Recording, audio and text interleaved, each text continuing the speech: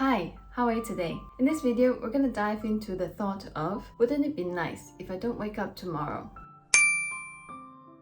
I'm Hiwi. I'm a licensed professional counselor at Heart to Heart with Me, and I post mental health education videos on a weekly basis. In this video, we're dissecting suicidal thoughts. It's also known as suicidal ideation, and there are two kinds. First, active suicidal ideation, where the person already has a plan on how to die by suicide. They may even have a time and date planned, and that is active suicidal ideation. If you'd like to learn more about it, you can click on the videos here. Our focus today is passive suicidal ideation, where you have entertained the idea of, wouldn't it be nice if I don't wake up tomorrow? You don't have a plan on how to take your life, but just wishing that you don't wake up the next day. From the description of it, it sounds like passive suicidal ideation is less severe than active suicidal ideation. Therefore, there's less need to worry about it. And this is the greatest misconception about passive suicidal ideation, because there are research that suggests people who have passive suicidal ideation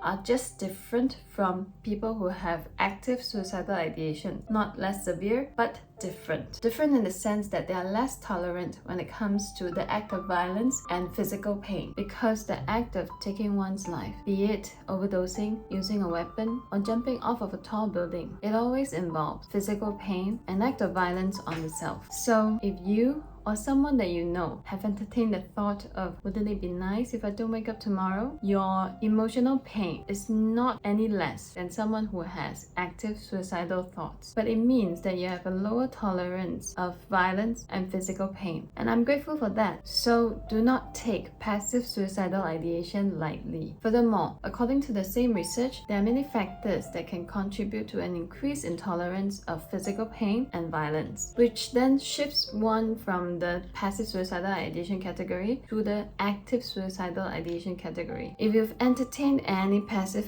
suicidal ideation before, such as, wouldn't it be nice if I don't wake up tomorrow? Or wishing that you would meet with a fatal accident, it is very likely that you are going through a very difficult time in your life now. For some, they have entertained a passive suicidal thought for weeks, some for months, some even years. That makes you feel hopeless that the situation could be any different from the one that you're experiencing now. It makes you feel very bleak about the future. But here's one thing that I want you to take away from this video. That is, what you're experiencing is very likely a depressive episode of a mood disorder, such as depression or bipolar, etc., etc. And this can be treated with either therapy or medication or both. You don't have to just be in survival mode. I want you to be happy and thrive, not just survive. So talk to a mental health professional near you to get this sorted. If you find this information helpful, give us a like and subscribe. Comment down below and let us know the question that you have about this. If this topic interests you, watch this next video.